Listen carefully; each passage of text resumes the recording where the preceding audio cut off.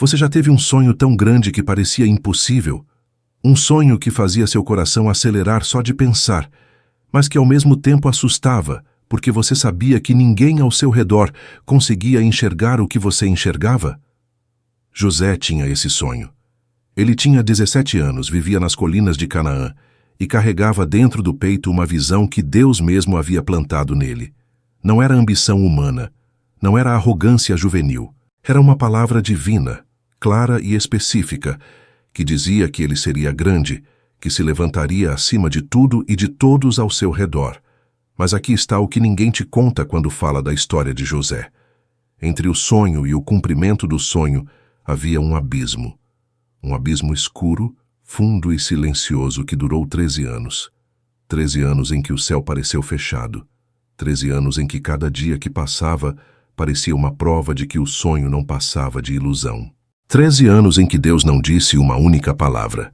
E o pior, o mais perturbador de tudo, é que a primeira pessoa a jogar José nesse abismo não foi um inimigo, não foi um estranho, não foi alguém que o odiava por razões desconhecidas.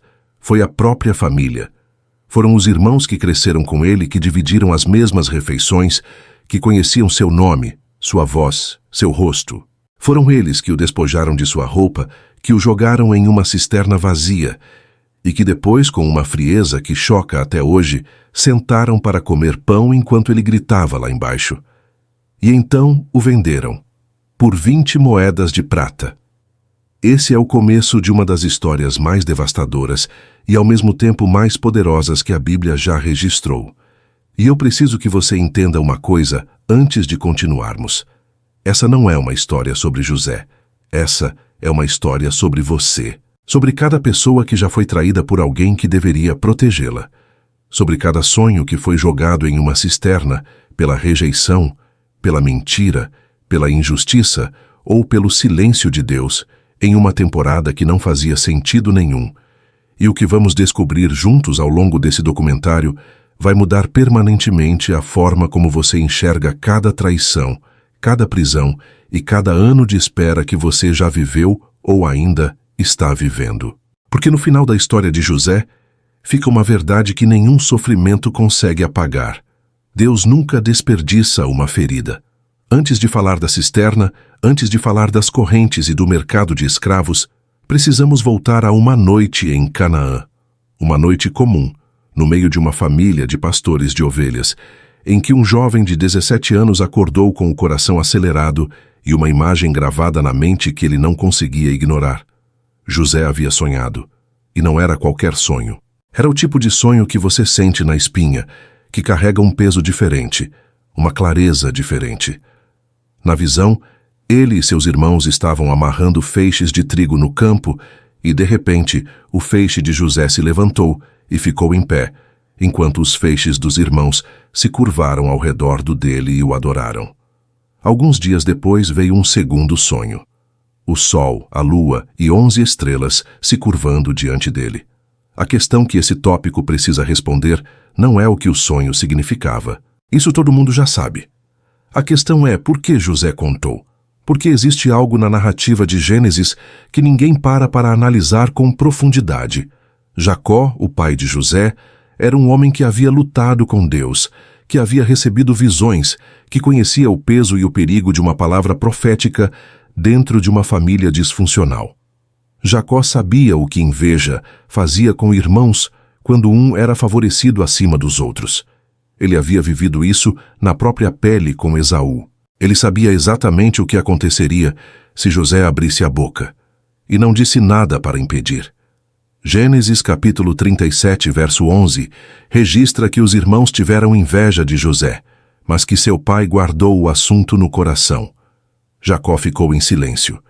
E esse silêncio de um pai que sabia que entendia o perigo e não interveio é o primeiro elemento perturbador dessa história que os documentários convencionais ignoram completamente. O favorecimento de José não era apenas emocional. Era visível, público e simbólico. A túnica de mangas compridas que Jacó deu ao filho não era simplesmente uma roupa bonita. No contexto cultural do Antigo Oriente Próximo, esse tipo de vestimenta era usado por pessoas que não trabalhavam com as mãos, que ocupavam posições de supervisão e autoridade. Jacó estava sinalizando para toda a família, de forma inequívoca, que José estava sendo preparado para herdar a liderança do clã. Numa sociedade onde a ordem de nascimento era lei, onde os direitos do primogênito eram sagrados, onde Rúben, o filho mais velho, deveria receber a herança, o pai havia escolhido o 11º filho para ocupar o topo. Não é difícil entender o que crescia no coração dos irmãos. Mas aqui está o ponto que muda tudo. O sonho não criou a hostilidade, ele apenas revelou o que já estava lá. A inveja, o ressentimento, a sensação de injustiça acumulada ao longo de anos, tudo isso já habitava o coração dos irmãos muito antes de José abrir a boca. O sonho foi apenas o gatilho. A explosão já estava montada. E Deus sabia. Deus sabia que José contaria. Sabia que os irmãos ouviriam. Sabia que Jacó ficaria em silêncio. E ainda assim, foi Deus quem deu o sonho. Foi Deus quem plantou a visão naquele jovem de 17 anos, numa noite comum em Canaã, sabendo exatamente onde aquela visão o levaria. O sonho que deveria elevar José foi o sonho que quase o destruiu. E essa é a primeira lição devastadora dessa história. Às vezes, a coisa que Deus planta em você para o seu bem é exatamente a coisa que vai fazer com que as pessoas ao seu redor tentem te eliminar. O problema não era o sonho. O problema era que algumas pessoas ao redor de José não tinham capacidade de carregar a grandeza que ele representava, sem se sentirem diminuídas por ela. E quando uma pessoa não consegue crescer até o nível do seu sonho, ela tenta puxar o sonhador até o nível do seu medo. Existe uma palavra no texto hebraico original de Gênesis que a maioria das traduções suaviza demais. Quando a Bíblia descreve o que os irmãos sentiam por José, o texto não usa simplesmente a palavra ciúme ou rivalidade. Usa uma palavra que carrega o peso de uma chama que consome, de um fogo interno que não encontra saída. Uma palavra que os próprios rabinos hebraicos descreveram como o sentimento mais destrutivo que um ser humano pode carregar, porque ele não machuca apenas quem é invejado. Ele destrói primeiro quem inveja. Para entender o que acontecia no coração dos irmãos de José, você precisa entender a estrutura da família de Jacó, porque ela não era uma família comum. Era um campo de batalha emocional com décadas de história. Jacó tinha 12 filhos, mas eles não vieram de uma única mulher, vieram de 4: Lia, Raquel, Zilpa e Bila. 4 mães, 4 histórias de dor, 4 conjuntos de lealdades e ressentimentos que se misturavam diariamente dentro do mesmo clã. Os filhos de Lia cresceram sabendo que seu pai amava mais Raquel.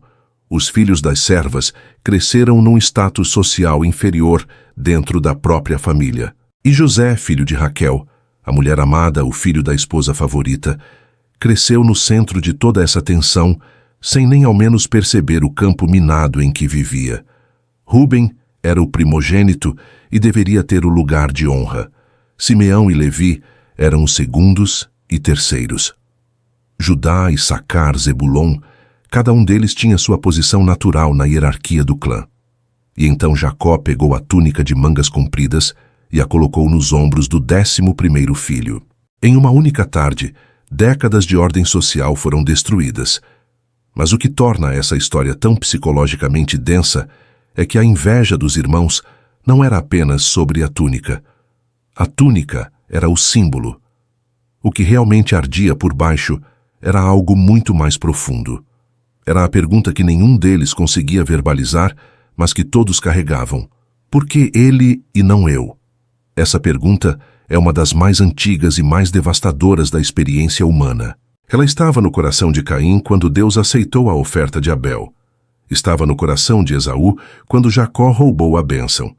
E agora estava no coração de 10 homens que olhavam para o irmão mais novo e não conseguiam ver nele uma bênção.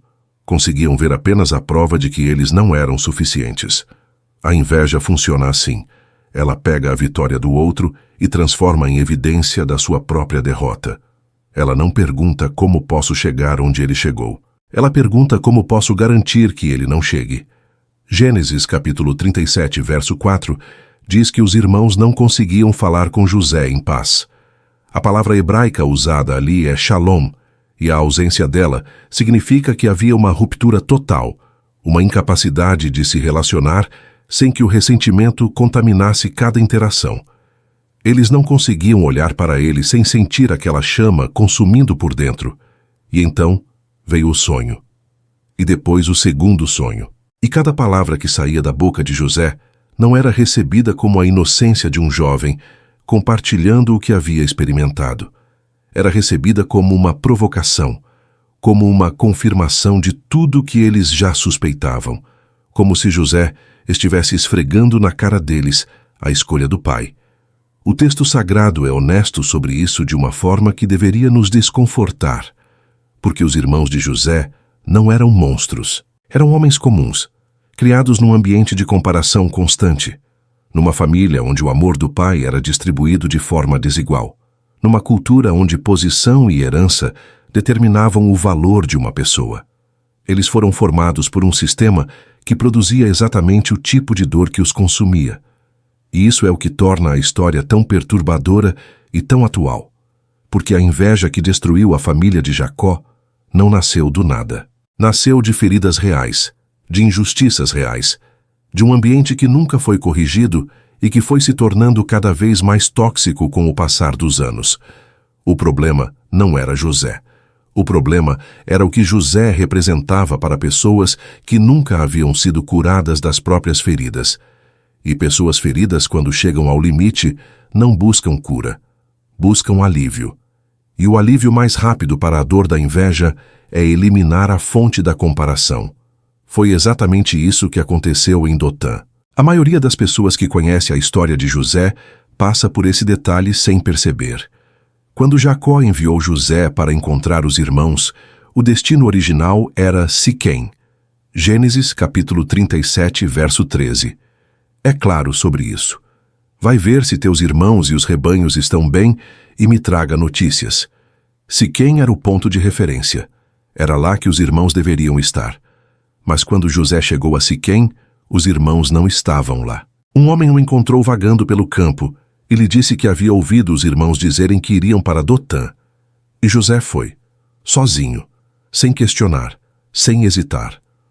Um jovem de 17 anos, atravessando sozinho o interior de Canaã para encontrar irmãos que mal conseguiam olhar para ele sem sentir aquela chama consumindo por dentro. Dotã ficava a aproximadamente 32 quilômetros ao norte de Siquém. Era uma cidade estrategicamente posicionada numa das rotas comerciais mais movimentadas do Antigo Oriente Próximo. A estrada que cortava Dotã conectava o Egito à Mesopotâmia, e por ela passavam diariamente caravanas de mercadores carregando especiarias, tecidos, metais e escravos entre os dois grandes impérios da antiguidade. Isso não era coincidência geográfica, era infraestrutura para o crime. Os irmãos não estavam em Dotã por acaso. Tinham se deslocado de Siquém, um dia inteiro de caminhada, para uma região onde qualquer transação comercial poderia ser realizada de forma rápida, discreta e sem deixar rastros. Num mundo sem documentação, sem registros, sem câmeras, uma pessoa podia desaparecer em Dotã, e ninguém nunca saberia para onde havia ido. A arqueologia moderna confirmou a importância de Dotã como centro comercial durante o segundo milênio antes de Cristo. Escavações realizadas na região identificaram camadas de ocupação contínua que datam exatamente do período em que a história de José se passa. Era uma cidade real, num cruzamento real, com um fluxo real de mercadores que compravam e vendiam de tudo, incluindo seres humanos. E foi nesse cenário que os irmãos viram José se aproximando de longe. Gênesis capítulo 37, verso 18, diz que quando o avistaram de longe, antes mesmo que ele chegasse perto, conspiraram contra ele para o matar. A palavra hebraica usada para conspirar ali carrega o sentido de uma discussão elaborada, de um plano construído com intenção. Não foi uma reação impulsiva de raiva, foi uma decisão deliberada tomada com tempo suficiente para reconsiderar e não reconsiderar. Eles o viram chegando, tiveram tempo de pensar e escolheram continuar. Rúben, o primogênito, foi o único que tentou intervir. Sua proposta de jogar José na cisterna em vez de matá-lo era, segundo o texto, uma tentativa de resgatá-lo mais tarde e devolvê-lo ao pai. Mas Rúben não ficou. Ele se afastou. E na ausência do único irmão que tinha alguma contenção moral, Judá fez a proposta que mudaria tudo. Para que matarmos nosso irmão e escondermos seu sangue? Venham, vendamo-lo aos ismaelitas. Afinal, ele é nosso irmão, nossa própria carne. Existe uma lógica perturbadora nessa frase que precisa ser nomeada. Judá usou o fato de José ser seu irmão não como razão para protegê-lo, mas como justificativa para não sujarem as próprias mãos com sangue. A lógica não era de compaixão, era de conveniência. Matar seria sujo, vender era mais limpo. O resultado era o mesmo. José desaparecia. E então a caravana de ismaelitas apareceu, vindo de Gileade, carregando especiarias e bálsamo e mirra para o Egito, exatamente no momento em que os irmãos precisavam de compradores. 20 moedas de prata mudaram de mãos, e José foi embora, acorrentado, na direção do horizonte egípcio, enquanto seus irmãos sentavam para comer pão. Esse detalhe do pão é um dos mais chocantes de toda a narrativa bíblica. Gênesis capítulo 37, verso 25, registra que depois de jogarem José na cisterna, os irmãos se assentaram para comer. Enquanto ele gritava lá embaixo, eles comeram. Quando os mercadores apareceram, eles negociaram. E quando a transação foi concluída, voltaram às suas refeições. A normalidade com que trataram o extraordinário horror do que fizeram revela algo sobre a natureza humana que deveria nos fazer parar. Quando a consciência é sufocada por tempo suficiente, quando o ressentimento é alimentado por anos sem correção, uma pessoa é capaz de fazer o impensável e ainda sentir fome depois. Dotã não era apenas uma cidade num mapa antigo. Era o lugar onde uma família decidiu, com premeditação, que o sonho de um homem valia menos do que 20 moedas de prata. E era o lugar onde Deus, em silêncio absoluto, estava posicionando o filho mais amado de Jacó, na única rota que levava ao coração do império mais poderoso da terra. 20 moedas de prata. Esse número não está na Bíblia por acaso. A precisão com que o texto sagrado registra esse valor é um dos detalhes mais carregados de significado teológico em toda a narrativa de José, e a maioria das pessoas passa por ele sem perceber o peso que ele carrega. No século XVIII a.C., 20 ciclos de prata era o preço de mercado estabelecido para um escravo jovem do sexo masculino no antigo Oriente Próximo. Não era um valor arbitrário, era o preço corrente, documentado em tabletes de argila mesopotâmicos descobertos por arqueólogos no século XX, que registravam transações comerciais de escravos durante exatamente o período em que a história de José se passa. Os irmãos não inventaram um número. Eles consultaram o mercado, pesquisaram o preço justo e venderam o irmão pelo valor exato que qualquer mercador pagaria por um jovem em boa condição física. Eles foram meticulosos na crueldade, mas o número 20 não existe isolado na Bíblia. Ele existe em contraste deliberado com outro número que aparece séculos depois, numa cena que ecoa a de Dotã com uma precisão que não pode ser ignorada. Mateus capítulo 26, verso 15, registra que Judas Iscariotes foi aos chefes dos sacerdotes e perguntou quanto lhe dariam para entregar Jesus. E eles pesaram 30 moedas de prata.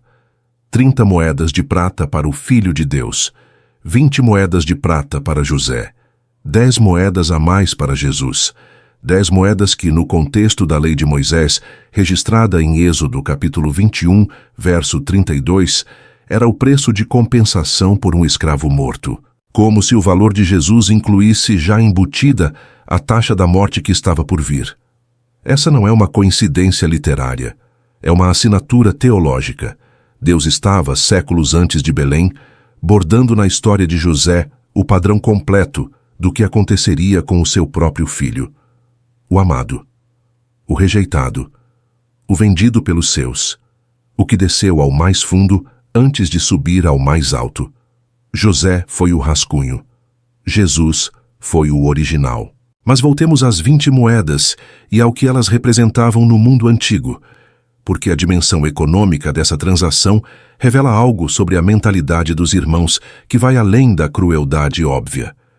No sistema econômico do antigo Oriente Próximo, escravidão não era uma aberração moral universalmente reconhecida, era uma instituição legal, regulamentada, com preços estabelecidos, direitos definidos e uma estrutura social que a sustentava. Os irmãos de José não estavam fazendo algo que o mundo ao redor deles consideraria monstruoso.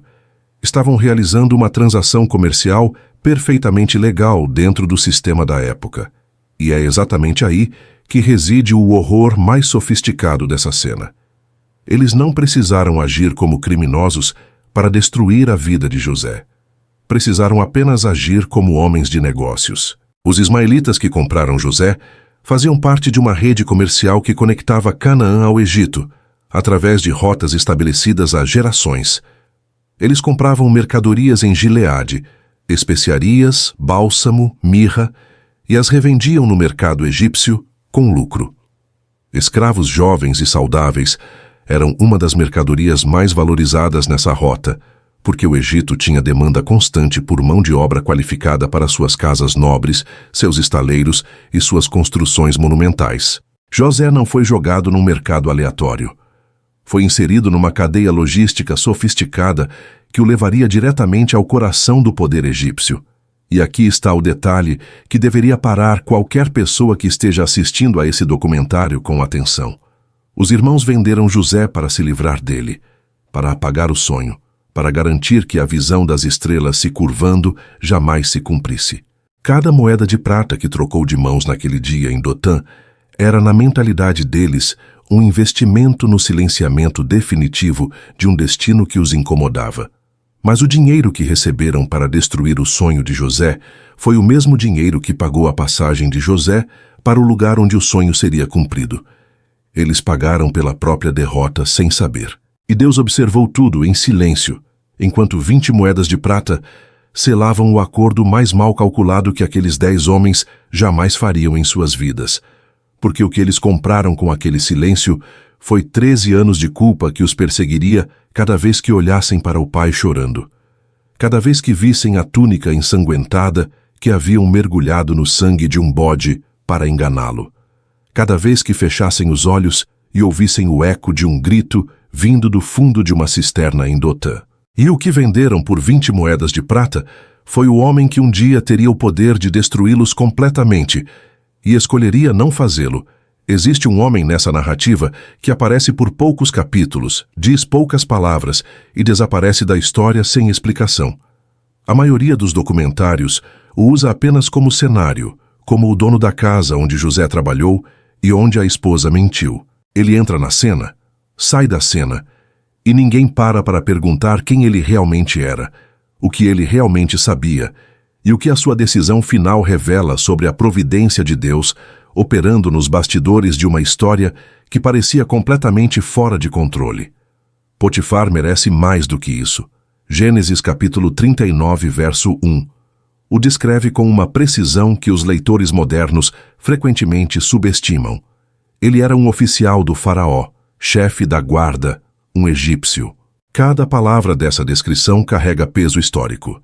Chefe da guarda em egípcio antigo corresponde ao título de chefe dos executores, o oficial responsável pela segurança pessoal do faraó e pela execução das suas sentenças. Era um dos homens mais próximos do centro do poder egípcio. Não era um burocrata menor. Era um homem que tinha acesso direto ao faraó, que conhecia os segredos do palácio, que vivia no cruzamento entre poder e violência institucional. E esse homem comprou José no mercado de escravos. Não foi acidente. Os ismaelitas que compraram José em Dotã eram comerciantes experientes que conheciam seus compradores. Eles não venderam José para qualquer pessoa. Venderam para um oficial de alto escalão da corte egípcia, o que significa que José entrou no Egito não pela porta dos fundos, mas por uma porta que dava diretamente para os corredores do poder. Gênesis capítulo 39, verso 2, registra algo que deveria fazer qualquer pessoa parar. O Senhor estava com José, e ele era um homem próspero, e vivia na casa de seu senhor egípcio. Prosperidade num escravo recém-chegado num ambiente completamente estrangeiro, numa cultura com língua diferente, deuses diferentes, costumes diferentes, não é resultado de talento natural. É resultado de favor sobrenatural, operando de forma visível o suficiente para que até um egípcio pagão percebesse. E Potifar percebeu.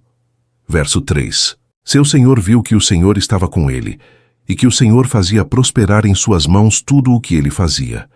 Um oficial egípcio, criado numa tradição politeísta, num mundo onde cada deus tinha seu território e sua jurisdição específica, reconheceu a presença de uma divindade estrangeira operando na vida de um escravo hebreu. Isso não era religiosidade superficial. Era a observação pragmática de um homem acostumado a avaliar pessoas e situações com precisão militar. Potifar não era ingênuo, era inteligente. E o que ele viu em José foi real o suficiente para fazê-lo tomar uma decisão extraordinária. Ele transferiu para José a administração completa de tudo que possuía: casa, campos, finanças, pessoal. Um escravo estrangeiro com menos de 20 anos gerenciando o patrimônio inteiro de um dos oficiais mais poderosos do Egito. Isso só faz sentido se Potifar tivesse razões concretas e repetidas para confiar em José de forma absoluta. E então, a esposa de Potifar mentiu. Gênesis capítulo 39, verso 7 ao verso 20, registra a acusação, a reação de Potifar e a prisão de José. Mas aqui está o detalhe que quase ninguém analisa com a atenção que merece. Potifar era chefe da guarda. Era o homem responsável pela execução das sentenças do faraó. Tinha autoridade legal e prática para matar José na hora, sem julgamento, sem processo, sem consequência alguma. Ele não matou. A pena de morte era não apenas justificável, mas esperada para um escravo acusado de tentar violentar a esposa do senhor. No contexto legal do Egito Antigo, documentado no Código de Hammurabi e em papiros egípcios do período, a execução seria a resposta padrão, e ninguém questionaria.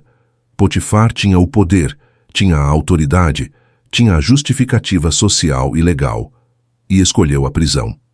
Por quê? A resposta mais honesta que o texto permite é que Potifar não acreditou completamente na esposa. Um homem que havia observado José com a precisão suficiente para lhe confiar tudo o que possuía, não abandonou completamente esse julgamento baseado na palavra de uma mulher, com motivos óbvios para mentir. Ele não podia ignorar publicamente a acusação sem perder a autoridade. Mas podia, dentro da margem de poder que tinha, minimizar a punição. E a prisão para onde enviou José não era uma masmorra comum. Era a prisão real. A mesma onde ficavam os prisioneiros do faraó, a mesma onde José encontraria o copeiro e o padeiro, a mesma que seria o corredor direto para o palácio.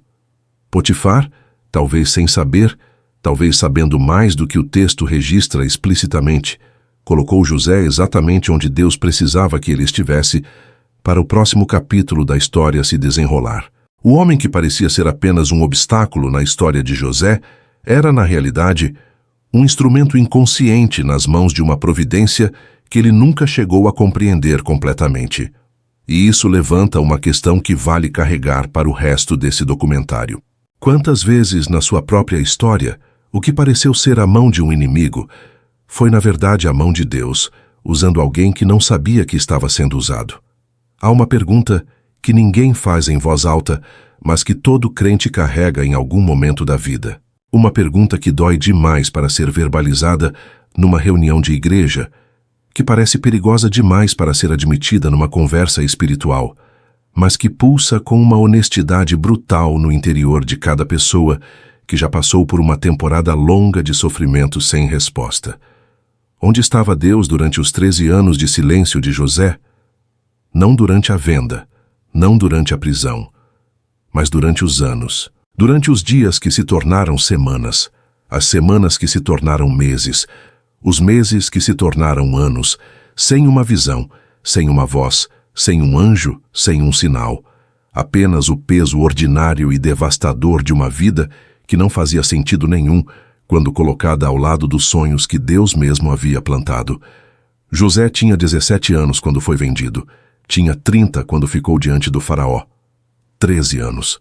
E o texto sagrado, com uma honestidade que deveria ser reconfortante, mas que muitas vezes é desconcertante, não registra nenhuma palavra de Deus para José durante todo esse período. Nenhuma visão na cisterna, nenhuma voz na casa de Potifar, nenhum anjo na prisão, nenhuma explicação, apenas silêncio. E é nesse silêncio que mora a dimensão mais pessoalmente aplicável de toda essa história. Porque é fácil confiar em Deus quando Ele está falando. É fácil manter a fé quando os sinais estão visíveis, quando as portas estão se abrindo, quando os sonhos estão se cumprindo numa velocidade que valida a espera. O verdadeiro teste da fé não é o que você faz quando Deus fala, é o que você faz quando Ele para de falar. E José fez algo que a maioria das pessoas em sofrimento profundo não consegue fazer. Ele continuou. Não com entusiasmo artificial, não com uma espiritualidade performática que fingia que tudo estava bem quando não estava, mas com uma fidelidade obstinada ao que estava diante dele, independentemente do que não conseguia ver além do horizonte imediato. Na casa de Potifar, José não trabalhou bem porque as circunstâncias eram favoráveis. Trabalhou bem porque era quem ele era, independentemente das circunstâncias. Gênesis capítulo 39, verso 6, diz que Potifar deixou tudo nas mãos de José e não se preocupava com nada, exceto com a comida que comia. Essa é a descrição de uma confiança absoluta que só se constrói através de consistência demonstrada ao longo do tempo, não de um único momento de brilhantismo. José foi consistente no anonimato. Foi fiel quando ninguém estava olhando. Foi excelente numa situação que não merecia excelência por nenhuma métrica humana razoável. E quando a acusação falsa o jogou na prisão, ele fez a mesma coisa. Gênesis capítulo 39, verso 21 ao verso 23, registra que o Senhor estava com José na prisão, e que o chefe da prisão entregou nas mãos de José todos os prisioneiros que estavam ali, e que o chefe da prisão não supervisionava nada do que estava sob os cuidados de José, porque o Senhor estava com ele e fazia prosperar tudo o que ele fazia. Numa prisão, num ambiente de privação, humilhação e esquecimento. José encontrou um jeito de ser tão excelente que até o carcereiro abriu mão do controle. Mas o texto não registra que José estava feliz.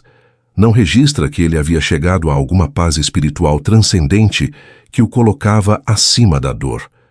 O que o texto registra é ação, movimento, fidelidade ao presente enquanto o futuro permanecia obscuro. Existe uma tradição rabínica que sugere que José, durante os anos de prisão, recitava os salmos que havia aprendido com o pai.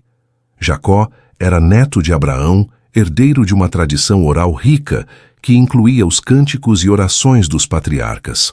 E embora o livro dos Salmos não existisse ainda na forma que conhecemos hoje, a prática de oração poética e lamentação era central na espiritualidade hebraica. A lamentação é uma forma de oração que a igreja moderna quase abandonou completamente.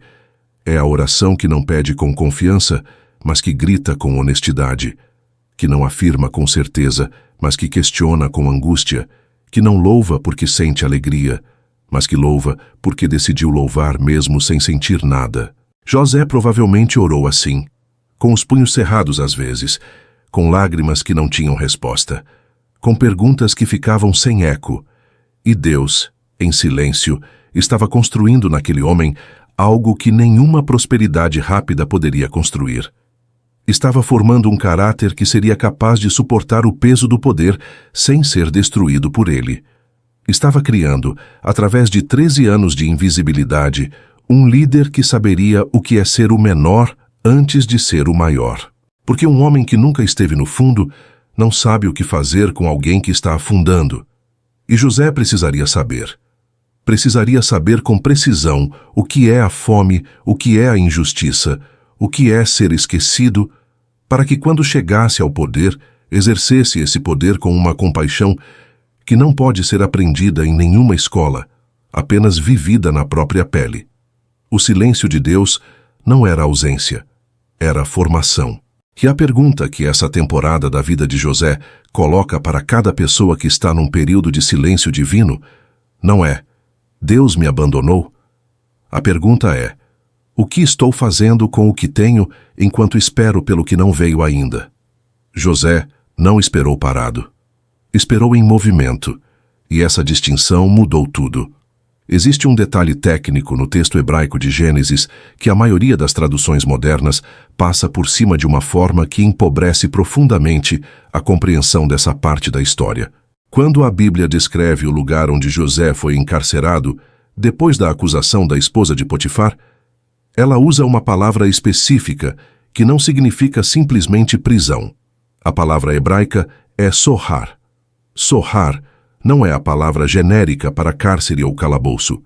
É uma palavra que aparece apenas algumas vezes no texto do Antigo Testamento, e cada vez que aparece, ela carrega uma conotação de estrutura oficial, de instituição vinculada ao poder estatal. Os lexicógrafos hebraicos descrevem sohar como uma espécie de torre de detenção, uma instalação de custódia ligada diretamente à autoridade real, diferente das prisões comuns onde criminosos ordinários eram mantidos.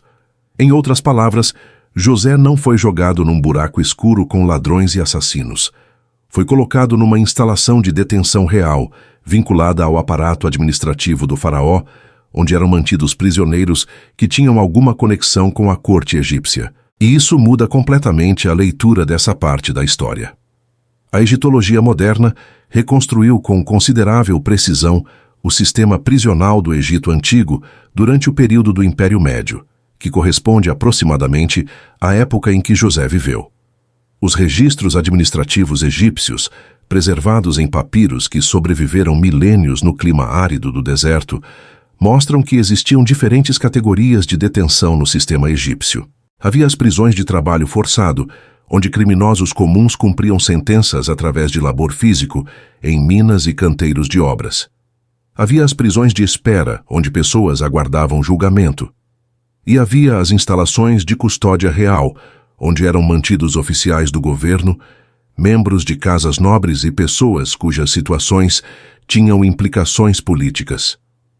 O sohar onde José foi mantido pertencia a essa última categoria. Gênesis capítulo 40, verso 1 ao verso 3, confirma isso de forma inequívoca. Algum tempo depois, o copeiro do rei do Egito e o padeiro ofenderam seu senhor, o rei do Egito. Faraó ficou irado com seus 2 oficiais, o chefe dos copeiros e o chefe dos padeiros, e os colocou sob custódia na casa do chefe da guarda, na mesma prisão onde José estava detido. O chefe dos copeiros e o chefe dos padeiros do faraó não eram serviçais domésticos comuns. No contexto da corte egípcia, essas eram posições de extraordinária importância e proximidade ao poder. O chefe dos copeiros era responsável pelo vinho do faraó, o que incluía não apenas a seleção e o serviço, mas a verificação de que o vinho não estava envenenado. Era um cargo de confiança absoluta, um homem que tinha acesso diário ao faraó em momentos de vulnerabilidade. O chefe dos padeiros tinha responsabilidade similar com a alimentação do rei. Quando esses 2 homens foram presos, foram colocados na mesma instalação onde José estava. Não por acidente, porque era a única instalação adequada para pessoas de sua posição social. E o chefe da prisão, o mesmo homem que havia entregado a administração de tudo nas mãos de José, colocou esses 2 oficiais reais sob os cuidados pessoais de José. Gênesis capítulo 40, verso 4, registra isso com simplicidade desconcertante. O chefe da guarda designou José para estar com eles e ele o servia. Pare e pense no que está acontecendo aqui. Um escravo hebreu, preso sob acusação falsa, está servindo pessoalmente 2 dos oficiais mais próximos do faraó do Egito. Está no mesmo espaço físico que eles, construindo relacionamento, demonstrando caráter, sendo observado por pessoas que têm acesso direto ao trono. Deus não colocou José em qualquer prisão. Colocou José na única prisão do Egito que funcionava como sala de espera do palácio. A geografia espiritual dessa providência é extraordinária quando você para mapeá-la. Cada movimento que parecia uma queda foi na realidade um passo lateral em direção ao corredor certo. A venda pelos irmãos levou José para a casa de Potifar, que era chefe da guarda. A acusação falsa levou José para a prisão real, que era administrada pelo mesmo chefe da guarda.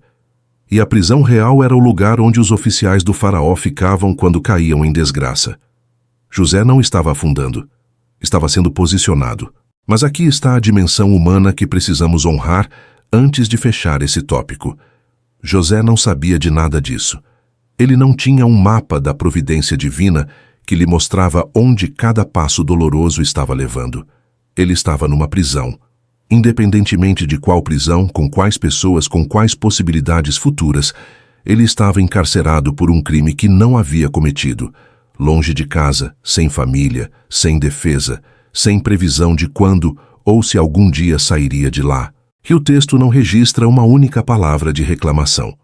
Não porque José não sentia, mas porque José havia aprendido, através de anos de silêncio divino, que a única resposta produtiva à providência incompreensível é fidelidade ao que está diante de você agora, mesmo quando você não consegue ver o que está além da parede à sua frente. A prisão de José era real. A dor era real. O esquecimento era real. E a providência que operava dentro de tudo isso era igualmente real, apenas invisível para olhos humanos que não conseguem ver o final da história a partir do meio dela. Uma manhã na prisão real do Egito, José encontrou o copeiro e o padeiro com expressões que ele reconheceu imediatamente. Gênesis capítulo 40, verso 6, diz que quando José veio até eles pela manhã, viu que estavam perturbados. E a primeira coisa que José fez não foi ignorar, não foi fingir que não havia notado, não foi se concentrar nas próprias dores que certamente ainda carregava. Ele perguntou: "Por que vocês estão com uma aparência tão abatida hoje?"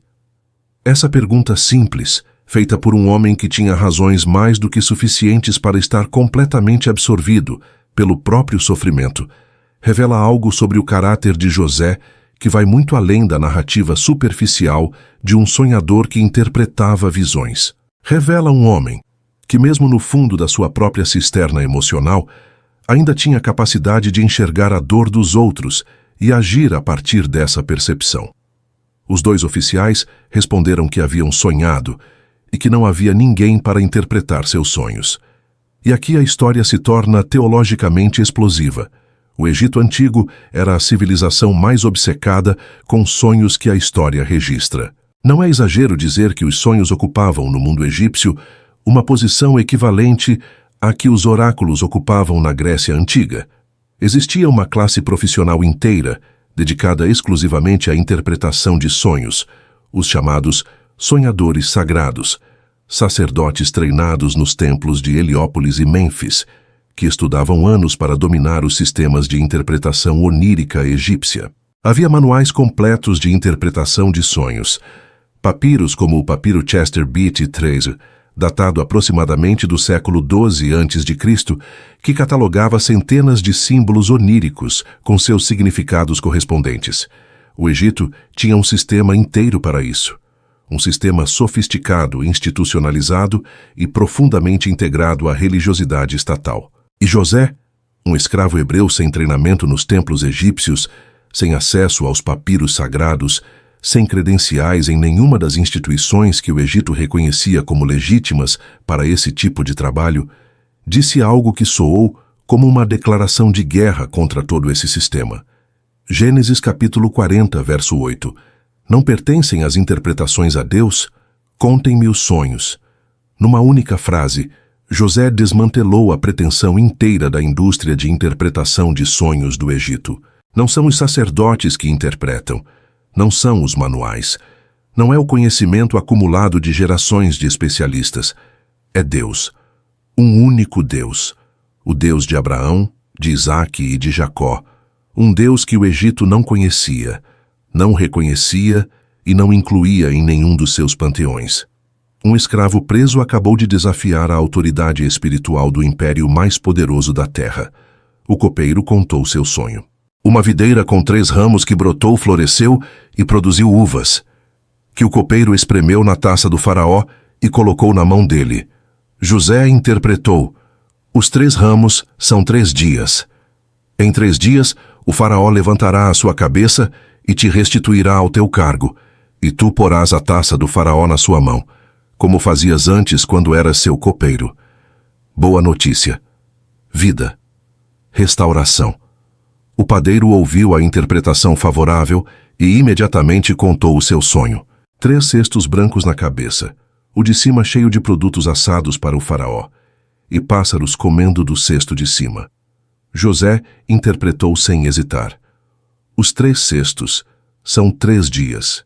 Em 3 dias, o faraó levantará a tua cabeça, tirando-a de ti, e te enforcará numa árvore, e as aves comerão a tua carne. Morte. Julgamento. Fim.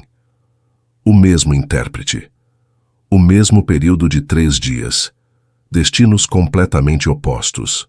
E aqui está a dimensão teológica que esse tópico precisa aprofundar, porque ela é raramente explorada com a seriedade que merece.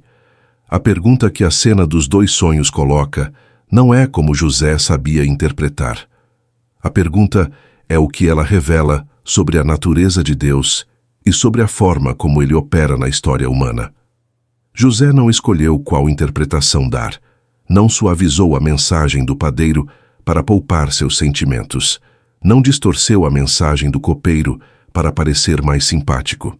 Ele disse o que era verdade, a boa notícia e a má notícia, com a mesma convicção e a mesma fidelidade ao que Deus havia revelado. Isso é integridade profética, num nível que a maioria das pessoas nunca experimenta. Porque é muito mais fácil falar a palavra que as pessoas querem ouvir do que a palavra que elas precisam ouvir. É muito mais confortável ser o portador de boas notícias do que o portador de verdades que machucam. José foi fiel aos 2. E então, no final da interpretação do copeiro, José fez algo que revela a dimensão humana que ainda vivia dentro desse homem de fé extraordinária. Ele pediu. Gênesis, capítulo 40, verso 14 e 15. Lembra-te de mim quando tudo correr bem contigo, e peço-te que me mostres bondade e faças menção de mim ao faraó, e me tires desta casa, pois fui raptado da terra dos hebreus, e aqui também não fiz nada para ser posto nesta cela. Não havia resignação passiva na fé de José. Havia ação, havia pedido, havia a disposição de usar os recursos humanos disponíveis para ajudar na própria libertação. José não estava esperando que Deus fizesse tudo enquanto ele ficava inerte. Estava fazendo o que estava ao seu alcance e confiando o resto a Deus. Mas Gênesis capítulo 40, verso 23, registra o que aconteceu depois. O chefe dos copeiros, porém, não se lembrou de José. Esqueceu-se dele. 2 anos. 2 anos de silêncio depois de uma promessa humana que não foi cumprida. José havia interpretado corretamente. O copeiro havia sido restaurado exatamente como previsto. E o homem que havia prometido lembrar simplesmente esqueceu. Deus havia usado a situação dos 2 prisioneiros para revelar que tinha o controle sobre vida e morte, sobre destinos e consequências. Havia demonstrado através de José que a interpretação pertencia a ele. Havia posicionado José na mente do copeiro como um homem de capacidade extraordinária. E então deixou o copeiro esquecer por 2 anos. Porque o momento certo para José sair da prisão não era quando o copeiro se lembrasse. Era quando o faraó sonhasse, 2 anos depois, não 2 semanas, não 2 meses, 2 anos de silêncio depois que o copeiro foi restaurado e esqueceu a promessa que havia feito. 2 anos em que José acordou todas as manhãs na mesma prisão, serviu os mesmos prisioneiros, administrou a mesma rotina e carregou dentro do peito a memória de uma interpretação que havia sido precisa, de um pedido que havia sido justo e de uma promessa humana que havia evaporado no ar como se nunca tivesse existido. E então, o faraó sonhou. Gênesis capítulo 41, verso 1 ao verso 7, registra os 2 sonhos com uma precisão visual que sugere que o texto foi transmitido com o cuidado de quem estava descrevendo algo que perturbava profundamente. 7 vacas gordas e bonitas saindo do rio Nilo, pastando no capim. 7 vacas feias e magras saindo depois delas e devorando as 7 gordas. O faraó acordou. Dormiu de novo. 7 espigas cheias e boas, crescendo num único caule. 7 espigas murchas e queimadas pelo vento leste, brotando depois e engolindo as 7 cheias. O faraó acordou novamente, perturbado. No contexto da religiosidade egípcia, o faraó não era apenas um rei político, era considerado filho de Ra, a divindade solar, o intermediário entre os deuses e os homens, o guardião da ordem cósmica que os egípcios chamavam de Ma'at. Quando o faraó sonhava, o sonho não era interpretado como uma experiência psicológica pessoal. Era interpretado como uma comunicação divina de importância nacional, possivelmente uma mensagem sobre o destino do próprio Egito. Um faraó perturbado por sonhos que não conseguia entender era um faraó que sentia que os deuses estavam tentando comunicar algo urgente e ele não estava conseguindo receber a mensagem. Isso não era apenas desconforto pessoal, era uma crise de autoridade espiritual e política simultaneamente. Gênesis capítulo 41, verso 8, registra a resposta imediata. De manhã, seu espírito estava perturbado, e ele mandou chamar todos os magos do Egito e todos os seus sábios. O faraó lhes contou seus sonhos, mas ninguém conseguia interpretá-los para ele. A palavra hebraica traduzida como perturbado ali é a mesma usada anteriormente para descrever o estado do copeiro e do padeiro na prisão. A mesma perturbação que José havia notado nos rostos dos 2 oficiais anos antes estava agora no rosto do homem mais poderoso da terra, e os especialistas falharam. Isso é significativo em múltiplas dimensões. Os magos e sábios do Egito não eram charlatães, eram homens treinados nas mais sofisticadas tradições intelectuais do mundo antigo, com acesso aos manuais de interpretação, com anos de estudo nos templos, com o respaldo institucional de toda a civilização egípcia por trás deles.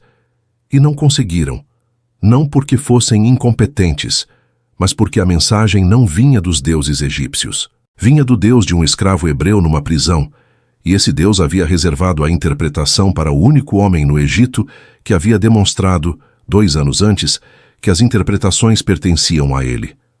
Foi nesse momento que o copeiro se lembrou.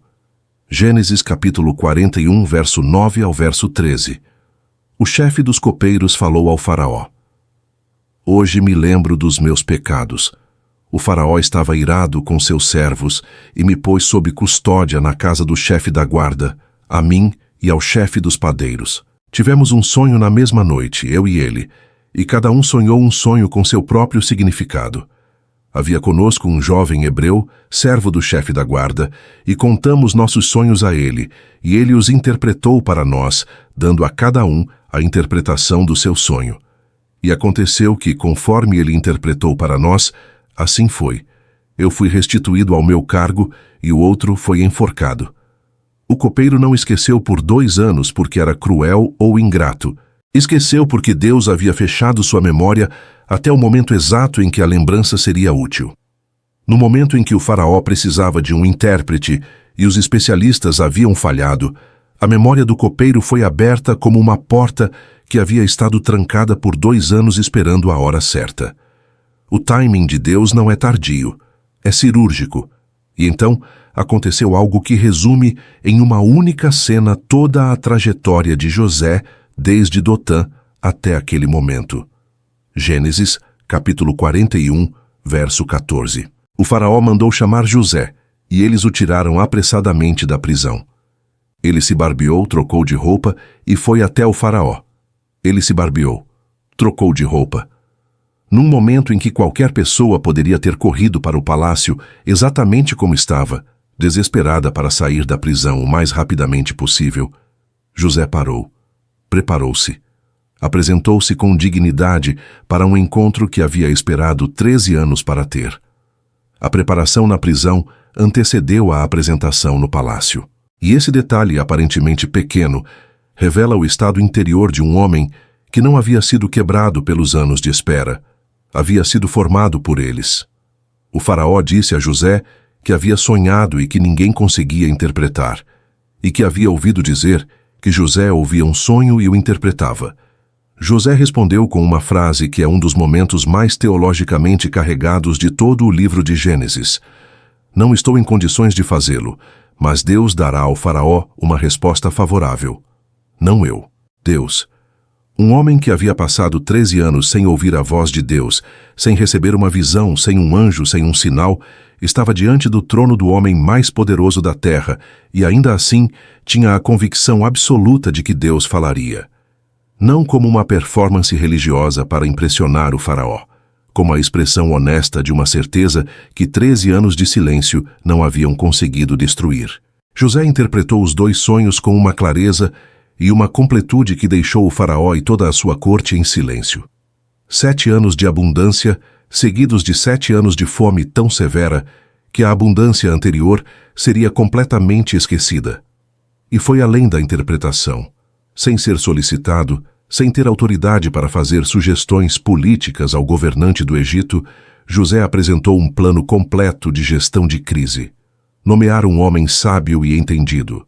Estabelecer supervisores. Recolher 1/5 da produção durante os anos de abundância. Armazenar alimentos nas cidades. Preparar o Egito para o que estava por vir. E o faraó fez a pergunta que nenhum dos seus conselheiros, nenhum dos seus magos, nenhum dos seus sábios havia conseguido provocar nele naquele dia. Poderíamos encontrar alguém como este, um homem em quem está o Espírito de Deus. Um faraó egípcio, filho de Ra, chefe de um panteão de centenas de divindades, reconheceu o espírito do Deus de um escravo hebreu como a presença mais extraordinária que havia encontrado em toda a sua vida, e tirou o anel de sinete do próprio dedo e o colocou no dedo de José. José tinha 30 anos quando o anel de sinete do faraó foi colocado no seu dedo. 13 anos haviam passado desde a cisterna em Dotã. 13 anos desde que 20 moedas de prata selaram uma transação que seus irmãos esperavam que fosse definitiva e irreversível. 13 anos de escravidão, de acusação falsa, de prisão, de promessas esquecidas e de silêncio divino que não deu nenhuma explicação enquanto acontecia. E num único dia, tudo mudou. Gênesis capítulo 41, verso 42 ao verso 44, registra a cena com a precisão de um documento oficial de investidura. O faraó tirou o anel de sinete da mão e o colocou na mão de José. Vestiu-o com roupas de linho fino e pôs um colar de ouro em seu pescoço. Fê-lo subir no seu segundo carro e proclamaram diante dele: ajoelhai-vos. Assim, o faraó o constituiu sobre toda a terra do Egito.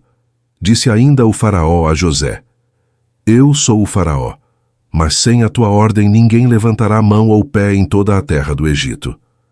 O anel de sinete não era um símbolo decorativo. Era o instrumento de autoridade executiva mais poderoso do mundo antigo. Com ele, José podia selar documentos com a autoridade do próprio faraó. Qualquer decreto assinado com aquele anel tinha o peso da palavra do rei. Num mundo sem sistemas de comunicação instantânea, sem telefones, sem redes digitais, o detentor do anel de sinete era funcionalmente o faraó em todos os contextos onde o faraó fisicamente não estava presente. José não recebeu um cargo administrativo, recebeu o poder do Estado. Para entender a magnitude do que aconteceu naquele dia, é necessário mapear o que José efetivamente passou a controlar. O Egito do segundo milênio antes de Cristo era a superpotência do mundo conhecido. Suas fronteiras se estendiam do delta do Nilo no norte até a Núbia no sul, e sua influência econômica e militar alcançava Canaã, a Síria, partes da Mesopotâmia e todo o corredor comercial do Mediterrâneo Oriental. Era uma máquina administrativa extraordinariamente sofisticada, com um sistema burocrático que incluía escribas, coletores de impostos, administradores regionais, generais militares e um aparato religioso que funcionava simultaneamente como governo e como estrutura espiritual do Estado. E José foi colocado no topo de tudo isso. Mas o que José fez com esse poder é o que separa sua história de todas as outras histórias de ascensão que a Bíblia registra. Porque poder sem propósito corrói, poder sem caráter destrói. E o Egito estava prestes a descobrir que havia colocado no segundo posto mais alto do império um homem cujos 13 anos de formação no anonimato haviam construído algo que nenhuma escola de administração pública poderia produzir. Gênesis capítulo 41, verso 46 ao verso 49, descreve o que José fez durante os 7 anos de abundância, com uma eficiência que os registros históricos egípcios permitem corroborar indiretamente. José saiu da presença do faraó e percorreu toda a terra do Egito. Durante os 7 anos de fartura, a terra produziu abundantemente. José recolheu todos os alimentos dos 7 anos em que houve fartura na terra do Egito e os armazenou nas cidades. Em cada cidade armazenou os alimentos dos campos ao redor. José acumulou grãos como a areia do mar, em quantidade tão grande que parou de registrar, porque era impossível medir. A escala logística do que José executou é impressionante mesmo pelos padrões modernos. Ele não apenas criou um sistema de armazenamento, criou um sistema de armazenamento distribuído, com celeiros em cada cidade, servindo como pontos regionais de estoque, o que reduzia o risco de perda por deterioração ou desastre localizado. Era uma solução de gestão de risco com sofisticação que antecede por milênios os princípios modernos de cadeia de suprimentos. Os egiptólogos identificaram em registros administrativos do período do Império Médio Egípcio referências a sistemas de armazenamento de grãos em escala nacional que correspondem ao padrão descrito em Gênesis, não como prova direta da história de José, mas como evidência de que o tipo de sistema que o texto descreve era tecnicamente possível e administrativamente plausível dentro da estrutura do Estado egípcio da época. José não estava fazendo algo sobrenatural na administração. Estava aplicando com excelência os recursos humanos e logísticos disponíveis, guiado por uma visão que vinha de Deus, mas executada com competência genuína e trabalho real. E então, a fome chegou. Gênesis, capítulo 41, verso 54 ao verso 57, descreve o impacto com uma brevidade que mascara a catástrofe. Os 7 anos de fartura que havia na terra do Egito chegaram ao fim. Começaram os 7 anos de fome, como José havia dito. Havia fome em todas as terras, mas em toda a terra do Egito havia pão. Quando toda a terra do Egito ficou com fome, o povo clamou ao faraó por pão. O faraó disse a todos os egípcios: Ide a José e fazei o que ele vos disser. A fome estava por toda a face da terra. José abriu todos os celeiros e vendeu aos egípcios, pois a fome era severa na terra do Egito.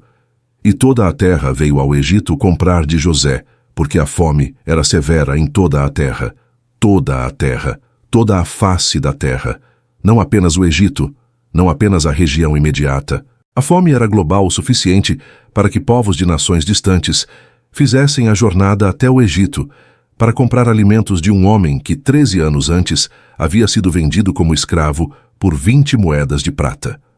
Mas aqui está a camada que vai além da admiração pelo sucesso administrativo de José. O que ele construiu durante os 7 anos de abundância não salvou apenas o Egito, salvou o mundo conhecido. E entre os povos que viriam de terras distantes em busca de alimentos, estava uma família de pastores de Canaã, cujos 10 filhos mais velhos carregavam há anos o peso de um segredo que pensavam haver enterrado definitivamente numa cisterna em Dotã. O homem que haviam vendido para se livrar de um sonho era o único homem no mundo com comida suficiente para mantê-los vivos, e eles não sabiam disso ainda. 22 anos. Esse é o tempo que havia passado desde o dia em Dotã. 22 anos desde que os irmãos haviam visto o rosto de José pela última vez. Um rosto de 17 anos, distorcido pelo terror e pela dor, enquanto era arrastado para longe deles por mercadores ismaelitas. 22 anos de silêncio sobre o que haviam feito, de um segredo mantido pela cumplicidade coletiva de 10 homens que nunca puderam falar abertamente sobre o peso que carregavam, porque falar seria confessar. E então, a fome os forçou a ir ao Egito. Gênesis capítulo 42, verso 6, registra o momento com uma economia de palavras que contrasta brutalmente com o peso do que estava acontecendo.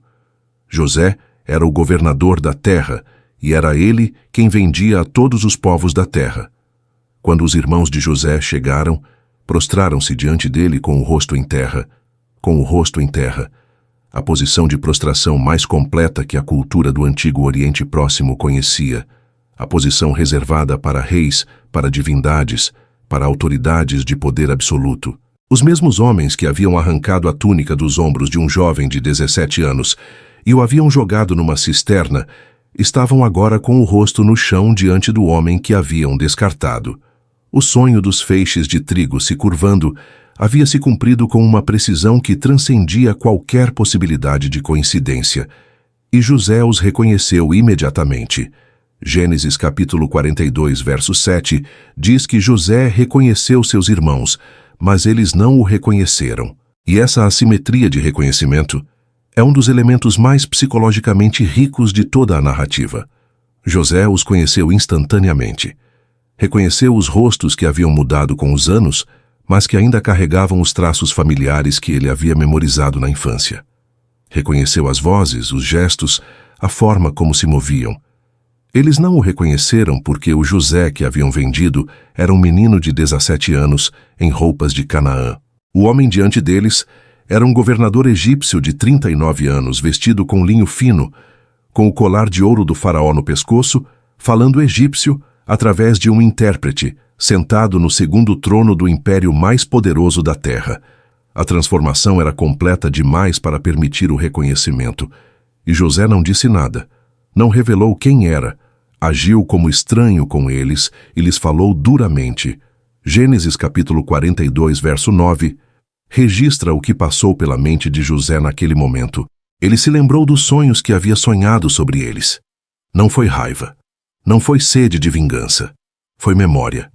A memória de duas visões que Deus havia plantado nele décadas antes. Visões que haviam custado a liberdade, a família, a juventude e 13 anos da sua vida. E que agora estavam se cumprindo diante dos seus olhos com uma completude que só podia ser explicada pela fidelidade de um Deus que nunca havia esquecido. Mas José tinha uma pergunta que precisava responder antes de qualquer outra coisa. Os irmãos haviam mudado? Essa pergunta é o eixo central de tudo o que acontece nos capítulos 42 ao 44 de Gênesis, e é a pergunta que a maioria dos documentários sobre José trata de forma superficial, reduzindo os testes de José a jogos de poder ou a uma vingança disfarçada de estratégia. Mas o texto não suporta essa leitura. O que José estava fazendo com os irmãos não era crueldade calculada, era diagnóstico. Ele precisava saber se os homens que haviam vendido o filho favorito do pai para se livrar do favorecimento ainda eram capazes de fazer o mesmo com Benjamim, o novo filho favorito. O primeiro teste foi Simeão. José o reteve como refém e mandou os outros voltarem a Canaã para buscar Benjamim. E observou a reação. Gênesis capítulo 42, verso 21 ao verso 22, registra algo que deveria ter parado qualquer leitor na primeira vez que o leu. Os irmãos disseram uns aos outros: certamente somos culpados a respeito de nosso irmão, pois vimos a angústia da sua alma quando nos suplicou e não o ouvimos. Por isso, nos sobreveio esta angústia, 22 anos depois, em terra estrangeira, diante de uma crise que não tinham como prever ou controlar. A primeira coisa que veio à superfície foi a culpa, não a culpa performática de quem quer parecer arrependido. A culpa visceral de homens que haviam carregado o peso do que fizeram por mais de 2 décadas e que agora, na pressão de uma circunstância inesperada, não conseguiam mais contê-la. Rúben, o primogênito, disse: não vos disse eu que não pecasseis contra o rapaz? Mas não ouvistes. Agora é exigido o seu sangue. Eles não sabiam que José estava ouvindo, não sabiam que ele entendia cada palavra, não estavam performando arrependimento para impressionar o governador. Estavam tendo uma conversa privada que José ouvia através do intérprete, expondo o estado real dos seus corações depois de 22 anos. E Gênesis capítulo 42, verso 24, registra que José se afastou deles e chorou. Não de raiva, não de satisfação pela vingança, de dor, de amor, de uma complexidade emocional que não cabe em nenhuma categoria simples. Esse era o primeiro choro de José registrado no texto. E ele chorou sozinho, longe deles. e depois voltou e continuou o teste porque o diagnóstico ainda não estava completo. O segundo teste foi Benjamim. Quando os irmãos finalmente voltaram com o irmão mais novo, José preparou uma armadilha. Fez colocar sua taça de prata na bagagem de Benjamim e mandou seus homens interceptar a caravana. A taça foi encontrada, e a sentença foi que Benjamim ficaria como escravo. E aqui o texto registra o momento que José havia esperado para ver. Judá se adiantou. O mesmo Judá que décadas antes havia proposto vender José. O mesmo Judá cujo cálculo de conveniência havia transformado um irmão em mercadoria.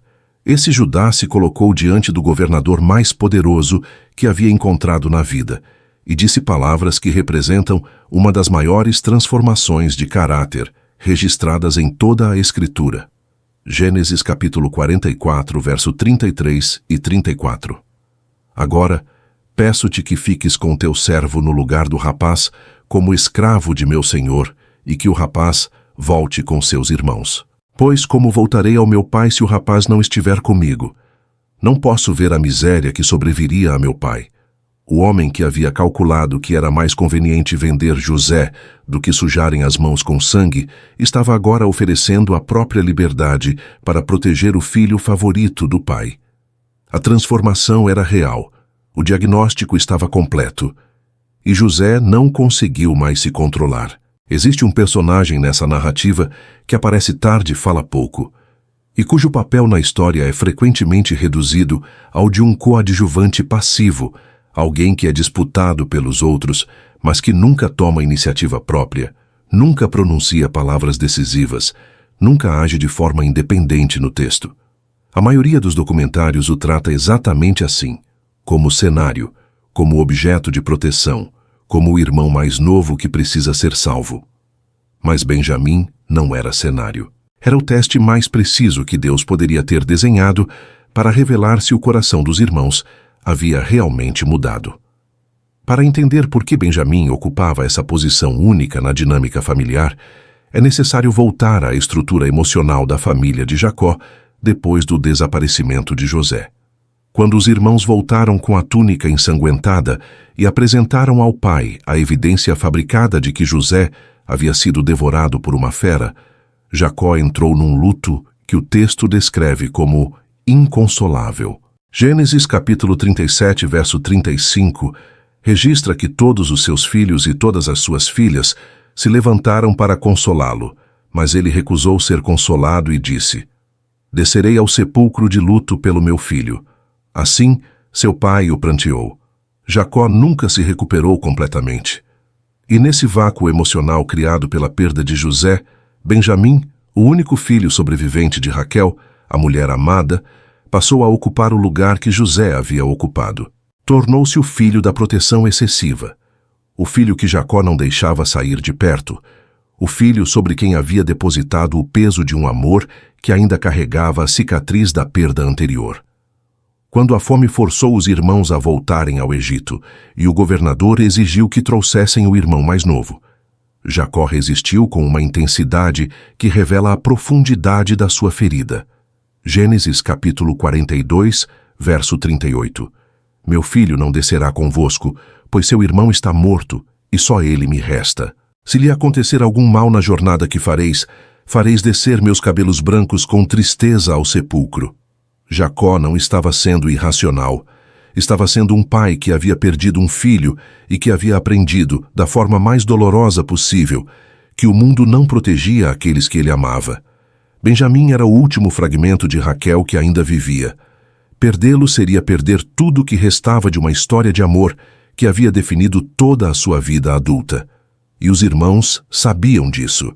Mas aqui está a dimensão teológica que transforma Benjamim de personagem secundário em eixo central da narrativa.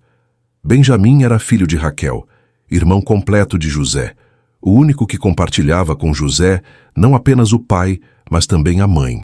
Numa família onde as divisões entre os filhos das diferentes esposas criavam linhas de lealdade e rivalidade, Benjamim era o único membro da família que estava simultaneamente do lado de José, por laço materno, e do lado dos irmãos, por ter crescido com eles depois do desaparecimento de José. Ele era a ponte humana entre as duas realidades da família. E quando José o viu pela primeira vez depois de décadas, o texto registra uma reação que vai muito além do reconhecimento fraternal. Gênesis capítulo 43, verso 29 ao verso 30. José levantou os olhos e viu Benjamim, seu irmão, o filho de sua mãe, e disse: Este é o vosso irmão mais novo, de quem me falastes? E disse: Deus seja gracioso para contigo, meu filho. José apressou-se a sair, pois seu coração se comoveu por seu irmão, e ele queria chorar. Entrou no seu quarto e chorou ali. A frase seu irmão, o filho de sua mãe, é uma das mais carregadas emocionalmente de todo o texto hebraico de Gênesis. José não disse apenas seu irmão, disse o filho da minha mãe. Raquel havia morrido dando à luz Benjamim, em Gênesis capítulo 35, verso 18 e 19, e José havia crescido sabendo que o irmão mais novo era simultaneamente o presente e o custo da vida de Raquel. Ver Benjamim era ver o rosto da mãe que havia morrido. Era ver o laço mais íntimo que a família havia custado mais caro. Mas o papel de Benjamim na narrativa vai além do emocional. Ele era o instrumento do diagnóstico final. José havia observado os irmãos na primeira visita. Havia ouvido a conversa privada, em que a culpa por ele emergiu espontaneamente. Havia visto Rúben invocar o sangue derramado como evidência de julgamento divino. Havia retido Simeão como garantia e enviado os outros de volta com a instrução de trazerem Benjamim. E havia esperado. A questão que precisava ser respondida era específica e cirúrgica. Os irmãos que haviam sacrificado o filho favorito da mãe amada, para eliminar a fonte de comparação e favoritismo, quando confrontados com uma situação idêntica, com um novo filho favorito, numa posição de vulnerabilidade, fariam a mesma escolha. Sacrificariam Benjamim com a mesma frieza com que haviam descartado José? O teste da taça de prata foi construído precisamente para criar essa situação. José mandou colocar a taça na bagagem de Benjamim, o favorito. Mandou interceptar a caravana. Declarou que o culpado seria retido como escravo. E observou. E o que viu destruiu qualquer resquício de dúvida sobre a transformação que havia ocorrido naqueles homens. Eles rasgaram as roupas. Todos voltaram para a cidade. Não deixaram Benjamim para trás. Não calcularam que era mais conveniente salvar a própria liberdade e apresentar ao pai mais uma história de perda inevitável. Voltaram todos juntos, e Judá, o arquiteto da venda de José décadas antes, assumiu a palavra. O discurso de Judá em Gênesis capítulo 44, verso 18 ao verso 34, é considerado por teólogos e estudiosos da literatura hebraica como um dos textos de maior sofisticação retórica e profundidade emocional de todo o Antigo Testamento. Judá não argumentou pela inocência de Benjamim, não tentou negociar condições melhores, não buscou uma saída que preservasse a liberdade de todos. Ele se ofereceu como substituto. Fique comigo no lugar do menino. Deixa o menino ir com os irmãos. Como posso voltar ao meu pai sem o menino? Não posso ver a desgraça que cairia sobre meu pai. Judá, o ancestral direto de Davi, o ancestral direto de Jesus, o homem da tribo que carregaria o Messias, estava naquele momento demonstrando o princípio que definiria a linhagem inteira que sairia dos seus descendentes. O princípio da substituição. O inocente protegido pelo culpado que se oferece em seu lugar. O maior pagando a dívida do menor. O forte absorvendo a condenação do fraco. Séculos antes do Calvário, na sala do trono de um governador egípcio, o padrão do Evangelho estava sendo desenhado na vida real de homens reais que não sabiam que estavam prefigurando a maior história que o universo já contaria. E José, que havia esperado esse momento por mais tempo do que qualquer pessoa deveria ter que esperar por qualquer coisa, não conseguiu mais se controlar. Existem momentos na Bíblia que o texto registra com uma brevidade tão desconcertante que essa mesma brevidade se torna a evidência mais poderosa da autenticidade do que está sendo narrado. Nenhum escritor que estivesse inventando uma história colocaria num único capítulo a quantidade de emoção não resolvida, de silêncio dramático e de choro sem explicação, que Gênesis capítulo 45 concentra nos seus primeiros 15 versos. José chorou 5 vezes nessa narrativa. 5 momentos distintos de lágrimas, cada um com uma textura emocional diferente, cada um revelando uma camada diferente do mundo interior de um homem que o texto superficialmente descreve como bem-sucedido, mas que carregava dentro de si décadas de uma história que nenhum sucesso administrativo poderia resolver completamente. O primeiro choro aconteceu na prisão, logo depois que os irmãos chegaram pela primeira vez ao Egito e José os reconheceu. Gênesis, capítulo 42, verso 24. José se virou e chorou. Havia ouvido os irmãos confessando entre si a culpa pelo que haviam feito com ele décadas antes. A palavra hebraica usada ali para descrever o choro é bakar, um choro simples, mas que no contexto carrega o peso de uma emoção que não encontra saída adequada. José chorou sozinho, escondido, porque ainda não era o momento de se revelar, e a impossibilidade de responder ao que havia ouvido produziu um tipo de dor que só pode ser processada em privado. O segundo choro aconteceu quando viu Benjamim pela primeira vez. Gênesis capítulo 43, verso 30. José apressou-se a sair, pois seu coração se comoveu por seu irmão, e ele queria chorar. Entrou no seu quarto e chorou ali. A palavra hebraica usada aqui adiciona uma dimensão que a tradução não captura completamente. O texto diz que suas entranhas se agitaram por causa do irmão. É uma expressão física de emoção que os hebreus usavam para descrever o tipo de amor visceral, que não é escolhido, mas que simplesmente existe, que não pode ser controlado pela vontade, porque está enraizado num lugar mais fundo do que a razão alcança. Benjamim era o rosto da mãe que havia morrido, era a infância que havia sido roubada, era a inocência de um mundo antes de Dotã que José jamais poderia recuperar, mas que ainda amava com uma intensidade que 22 anos de separação não haviam conseguido diminuir. O terceiro choro foi o mais público e o mais devastador. Gênesis, capítulo 45, verso 1 e 2. José não pôde mais se conter diante de todos os que estavam ao seu redor e exclamou: "Fazei sair daqui todos os homens." Assim ninguém ficou com ele quando José se deu a conhecer a seus irmãos. E chorou em voz tão alta que os egípcios ouviram e a casa do faraó também ouviu. A frase "os egípcios ouviram" é uma das mais reveladoras de toda a narrativa. Não eram apenas os irmãos que estavam na sala. Havia servos egípcios, funcionários, membros da corte. E José mandou todos saírem antes de se revelar, num ato de proteção aos irmãos, que revela que mesmo no momento da revelação, sua primeira preocupação foi com a segurança deles e não com a sua própria necessidade de expor o que haviam feito.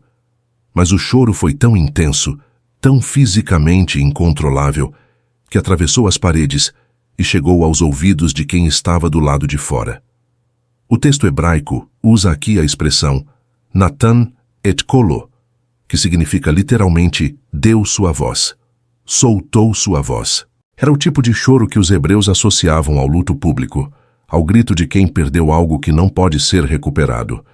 Não era choro de alegria disfarçado de drama. Era a ruptura de uma represa emocional que havia sido construída e mantida com enorme esforço durante anos, e que finalmente, no momento em que Judá se ofereceu como substituto por Benjamim, não encontrou mais contenção possível. O quarto choro aconteceu quando José finalmente abraçou Benjamim. Gênesis capítulo 45, verso 14. E José lançou-se ao pescoço de seu irmão Benjamim e chorou. E Benjamim chorou ao seu pescoço. O abraço entre os dois filhos de Raquel depois de 22 anos de separação é narrado com uma simplicidade que preserva a dignidade da cena, sem tentar explicar o que não pode ser explicado. 2 irmãos, 2 choros, um pescoço, um encontro que o texto não precisa elaborar, porque a emoção fala por si mesma. O quinto choro aconteceu quando José beijou todos os irmãos. Gênesis, capítulo 45, verso 15. Beijou todos os seus irmãos e chorou sobre cada um deles. Depois disso, seus irmãos conversaram com ele. Esse quinto choro é o mais teologicamente carregado porque é o choro do perdão dado, sem que o perdão tenha sido pedido explicitamente. Os irmãos não haviam pedido desculpas naquele momento. Não haviam pronunciado as palavras que culturalmente corresponderiam a um pedido formal de perdão. E José não esperou por elas. Beijou cada um deles. Chorou sobre cada um deles. O perdão foi dado antes de ser pedido, o que é precisamente a estrutura do perdão que o Novo Testamento descreveria séculos depois em Romanos capítulo 5, verso 8, onde Paulo escreveria que Deus demonstrou seu amor para conosco em que, sendo nós ainda pecadores, Cristo morreu por nós. Mas há uma dimensão do choro de José que vai além da emoção individual e que precisa ser nomeada com cuidado, porque ela é a mais difícil de processar honestamente. José chorou tanto quanto chorou não apenas por amor. Chorou também pela dor que o amor não consegue apagar completamente. Porque perdoar não significa que a ferida desaparece. Significa que você decide não deixar a ferida ditar o futuro do relacionamento. Significa que você escolhe a restauração em vez da retribuição. Mas a dor da traição, a dor dos anos perdidos, a dor de uma infância que acabou numa cisterna em Dotã, essa dor não desapareceu no momento em que José se revelou. Ela foi transformada. E transformação não é o mesmo que eliminação. É mais honesto e mais profundo do que isso. É a capacidade de olhar para a ferida e dizer: isso aconteceu, foi real, doeu de formas que ainda carrego, e mesmo assim, escolho não construir meu futuro sobre o ressentimento que essa dor poderia justificar. José chorou 5 vezes, porque havia 5 camadas de uma história que não podia ser processada de uma vez. E o texto registrou cada uma delas com uma precisão que só pode vir de alguém, que entendeu que as lágrimas de José não eram fraqueza. Eram a linguagem de um homem em quem Deus havia feito algo que nem mesmo o próprio José conseguia articular completamente com palavras. Há uma prática interpretativa que os teólogos chamam de tipologia, e ela é um dos campos mais fascinantes e mais mal compreendidos de toda a hermenêutica bíblica. Tipologia não é alegoria, que é uma leitura simbólica que pode ser aplicada de forma arbitrária a qualquer texto. Tipologia é o reconhecimento de padrões históricos reais, de pessoas reais e eventos reais, que Deus planejou deliberadamente para prefigurar uma realidade maior que viria depois. Em outras palavras, tipologia é Deus escrevendo o futuro dentro do presente, sem que os personagens do presente saibam que estão sendo usados como rascunho. E nenhuma tipologia do Antigo Testamento é tão extensa, tão precisa e tão teologicamente densa quanto a tipologia de José em relação a Jesus Cristo. Não são 2 ou 3 paralelas superficiais que qualquer leitor atento poderia encontrar entre quaisquer 2 personagens bíblicos.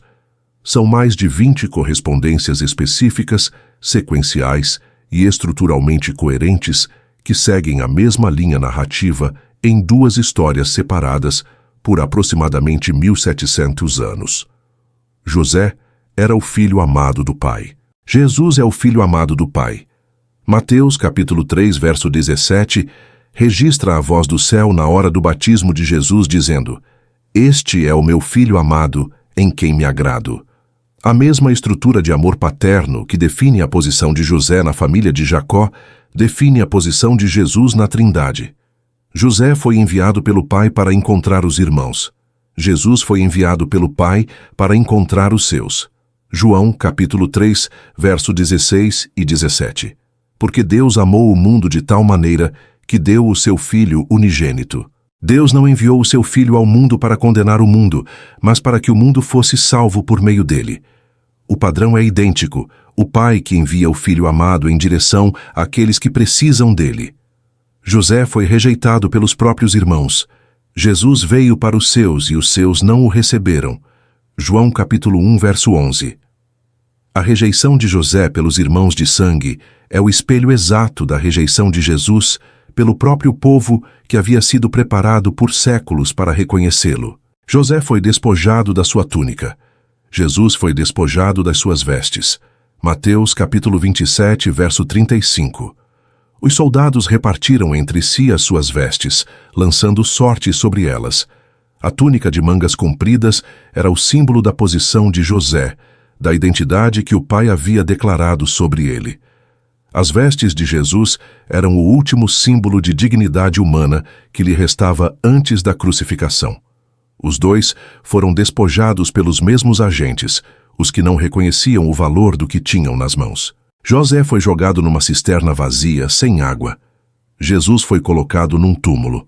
Gênesis capítulo 37, verso 24, especifica que a cisterna estava vazia, não havia água nela. O detalhe da ausência de água é teologicamente significativo, porque a água no simbolismo hebraico representa vida. José foi colocado num espaço de morte seca, exatamente como Jesus seria colocado num túmulo escavado na rocha. José foi vendido por moedas de prata pelos próprios irmãos. Jesus foi vendido por moedas de prata por um dos seus próprios discípulos. A paralela já foi estabelecida nesse documentário. Mas no contexto tipológico, ela adquire uma dimensão adicional. Não foi apenas o ato de vender que se repetiu. Foi a estrutura do ato. Alguém de dentro. Alguém que conhecia o vendido. Alguém que estava na posição de proteger e escolheu lucrar. José foi tentado pela esposa de Potifar e não cedeu. Jesus foi tentado pelo diabo no deserto e não cedeu. Hebreus capítulo 4, verso 15, descreve Jesus como aquele que em tudo foi tentado como nós, mas sem pecado. José foi tentado repetidamente, com persistência, em situação de vulnerabilidade e poder simultâneos, e manteve a integridade. O padrão da tentação resistida é central em ambas as histórias. José foi falsamente acusado e silenciou diante do acusador. Jesus foi falsamente acusado e silenciou diante de Pilatos. Isaías, capítulo 53, verso 7. Ele foi oprimido e humilhado, mas não disse nada. Como cordeiro levado ao matadouro, como ovelha muda diante dos tosqueadores, ele não disse uma palavra. José não se defendeu da acusação da esposa de Potifar com a intensidade que teria sido justificável. Jesus, diante de Pilatos, respondeu com um silêncio que desconcertou o governador romano. José foi contado como morto e estava vivo. Jesus morreu e ressuscitou. Para Jacó, José estava morto desde o dia em que a túnica ensanguentada chegou às suas mãos. A ressurreição de José para a família foi o momento em que os irmãos voltaram ao pai e disseram: José ainda vive. Gênesis capítulo 45, verso 26. Exatamente como as mulheres voltaram dos discípulos com a notícia de que Jesus havia ressuscitado. José passou pelo sofrimento antes da glória. Jesus foi crucificado antes de ser glorificado. A sequência é imutável nas duas histórias. Não há atalho entre o sofrimento e a exaltação. A cisterna precede o palácio. A cruz precede a ressurreição. O padrão não é acidental, é doutrinário. José foi exaltado à direita do trono do faraó. Jesus está sentado à direita do trono do Pai. Efésios capítulo 1, verso 20 e 21. Deus o ressuscitou dentre os mortos e o fez sentar à sua direita, nos lugares celestiais, acima de todo principado e potestade e poder e domínio. A posição de José no segundo trono do Egito é a prefiguração histórica da posição de Jesus na autoridade celestial. José salvou o mundo conhecido da fome física. Jesus salva o mundo da fome espiritual. João capítulo 6, verso 35. Jesus lhes disse: Eu sou o pão da vida. Aquele que vem a mim jamais terá fome, e aquele que crê em mim jamais terá sede. José distribuiu pão para nações que vinham de longe até ele. Jesus se declarou o pão que desce do céu para dar vida ao mundo. José perdoou os que o traíram e os alimentou. Jesus perdoou os que o crucificaram e os alimenta. Lucas, capítulo 23, verso 34. Pai, perdoa-lhes, pois não sabem o que fazem. O perdão de José aos irmãos não foi dado depois de um período adequado de punição. Foi dado imediatamente, completamente, acompanhado de provisão abundante. O perdão de Jesus na cruz foi pronunciado antes mesmo que a crucificação estivesse completa. O que essa tipologia revela não é apenas uma curiosidade literária ou uma coincidência impressionante entre duas histórias antigas. Revela o método de Deus na história. Deus não age aleatoriamente. Ele estabelece padrões, planta prefigurações, constrói ao longo de séculos uma gramática narrativa que permite que quem conhece o Antigo Testamento reconheça Jesus quando ele aparece. José não sabia que era um tipo de Cristo. Vivia sua própria história com seus próprios sofrimentos e suas próprias perguntas e seu próprio silêncio divino, mas Deus estava usando cada detalhe da vida de José para escrever numa linguagem que o tempo inteiro estava apontando para além de si mesmo. E essa é a dimensão que transforma a história de José de uma narrativa histórica fascinante num documento profético de precisão extraordinária. Deus havia escrito o Evangelho 1700 anos antes de Belém, e o escreveu na vida de um jovem de 17 anos, que foi vendido por 20 moedas de prata numa tarde comum em Dotã. Chegamos ao fim dessa história, mas antes de fechar esse documentário, preciso que você entenda algo que eu não disse ainda de forma direta. Algo que ficou implícito em cada tópico, em cada camada histórica, em cada detalhe arqueológico e teológico que exploramos juntos ao longo desse tempo. Essa história não foi contada para você admirar José. Foi contada para que você reconhecesse a si mesmo em algum ponto dela. Talvez você seja a pessoa que está na cisterna agora. Não uma cisterna de pedra no meio do deserto de Canaã, mas aquela situação que parece não ter saída. Aquele relacionamento que foi destruído por alguém que deveria protegê-lo, aquele sonho que foi jogado no chão por pessoas que não conseguiam suportar o tamanho do que você carrega, aquele momento em que você olhou para o céu e o céu estava em silêncio e você não sabia se o silêncio significava ausência ou se significava algo que você simplesmente ainda não estava em condições de compreender. Talvez você seja a pessoa que está na prisão, não por algo que fez, mas por algo que foi feito contra você, preso pela calúnia de alguém, preso pelas consequências de uma injustiça que você não merecia, preso num capítulo da sua vida que você não escreveu e que não consegue encerrar sozinho, esperando por uma mudança que parece não chegar, por uma memória que parece não ser ativada, por uma porta que parece não ser aberta. Ou talvez você seja a pessoa que já saiu da cisterna, que já saiu da prisão, que já viu o cumprimento de pelo menos uma parte do que Deus havia prometido, mas que ainda carrega as cicatrizes do que passou e que às vezes, nas noites mais silenciosas, ainda se pergunta se o preço que pagou era necessário, se havia outro caminho, se Deus não poderia ter chegado ao mesmo destino por uma rota menos devastadora. Essas são perguntas legítimas, são perguntas honestas, e a história de José não as responde com a facilidade que gostaríamos. O que ela oferece não é uma explicação, é um testemunho. O testemunho de que há um Deus que acompanhou cada quilômetro da jornada de um jovem de 17 anos, desde a cisterna até o trono, sem nunca explicar o que estava fazendo enquanto fazia, sem nunca pedir desculpas pelo silêncio, sem nunca oferecer um mapa antecipado do que estava por vir, mas também sem nunca, em momento algum, estar ausente. Gênesis capítulo 39, verso 2, diz que o Senhor estava com José. Gênesis capítulo 39, verso 21, diz que o Senhor estava com José na prisão.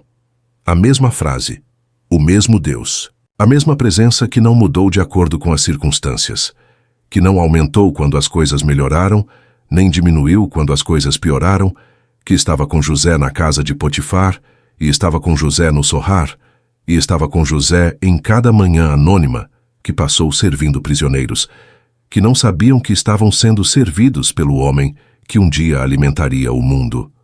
O Senhor estava com José. Essa frase não diz que o Senhor tornava as coisas fáceis para José. Não diz que o Senhor explicava o plano para José. Não diz que o Senhor protegia José de toda dor e toda injustiça e todo sofrimento. Diz que estava com ele. Presença sem explicação.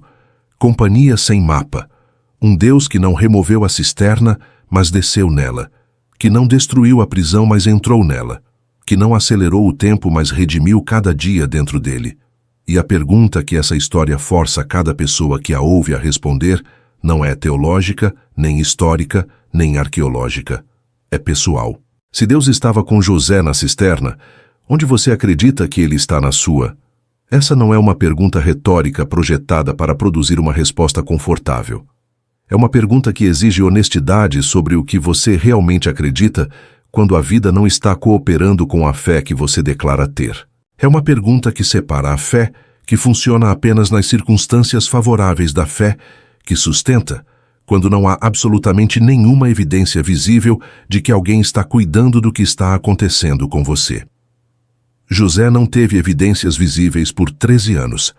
13 anos sem uma voz, sem uma visão, sem um sinal, sem uma confirmação, sem uma redução do sofrimento que indicasse que havia alguém observando e se importando.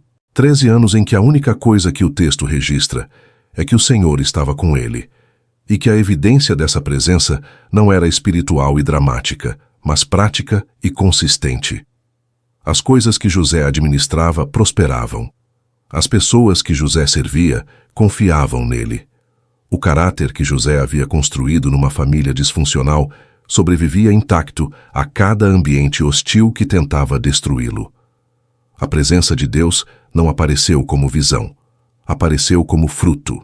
E no final, quando José estava diante dos irmãos que haviam destruído sua infância, quando o momento do confronto definitivo havia chegado, quando ele tinha todo o poder necessário para fazer exatamente o que a justiça humana teria justificado, ele disse palavras que são o coração teológico de toda essa narrativa. Gênesis capítulo 45, versos 5 ao verso 8. Não vos entristeçais nem vos irriteis convosco mesmos por me haverdes vendido para cá, pois foi para preservar vidas que Deus me enviou à sua frente. Há 2 anos que a fome está no meio da terra, e ainda há 5 anos em que não haverá aração nem cega. Deus me enviou à sua frente, para preservar para vós uma posteridade na terra, e para salvar as vossas vidas por uma grande libertação. Portanto, não fostes vós que me enviastes para cá, mas Deus. Não fostes vós que me enviastes para cá, mas Deus. Essa frase é a mais controversa e, ao mesmo tempo, a mais libertadora de toda a história de José. Controversa porque ela não ignora o que os irmãos fizeram. Não diminui a realidade da traição, da crueldade, da injustiça que José havia sofrido. Não reescreve a história como se a dor não tivesse sido real. Ela reconhece tudo isso e ainda assim afirma uma soberania que operou dentro de tudo, não apesar de tudo, mas dentro de tudo, usando a maldade humana como material de construção para um propósito que transcendia a capacidade de qualquer um dos envolvidos de planejar ou prever. Libertadora porque ela oferece a cada pessoa que carrega o peso de uma traição não uma explicação para a dor, mas uma perspectiva sobre o destino. Não porque a traição foi boa, não porque o sofrimento foi necessário no sentido de que Deus não poderia ter chegado ao mesmo lugar de outra forma, mas porque num mundo onde Deus é soberano, até o que foi feito com intenção de destruir pode ser redirecionado para construir. Deus não desperdiça feridas. Essa é a verdade mais difícil e mais necessária que a história de José tem a dizer para qualquer pessoa que está vivendo o capítulo do meio da própria história. O capítulo onde o sonho foi jogado numa cisterna e onde ainda não há nenhum palácio visível no horizonte. Você não está no fim, está no meio. E o mesmo Deus que estava com José na cisterna, na casa de Potifar, na prisão, diante do faraó, e no momento em que perdoou os irmãos que o haviam destruído, esse mesmo Deus está com você agora. Não porque as circunstâncias estão cooperando, não porque o silêncio acabou, não porque o mapa finalmente faz sentido, mas porque ele prometeu. E a história de José é a evidência mais detalhada que a Bíblia oferece de que quando Deus faz uma promessa, ele não abandona o destinatário da promessa, mesmo quando esse destinatário está no fundo de uma cisterna sem água em Dotã, sendo vendido por 20 moedas de prata, desaparecendo no horizonte egípcio numa tarde que parecia o fim de tudo. Não era o fim. Era o começo do que nenhum dos envolvidos tinha capacidade de imaginar. E a cisterna em que você está pode ser exatamente a mesma coisa.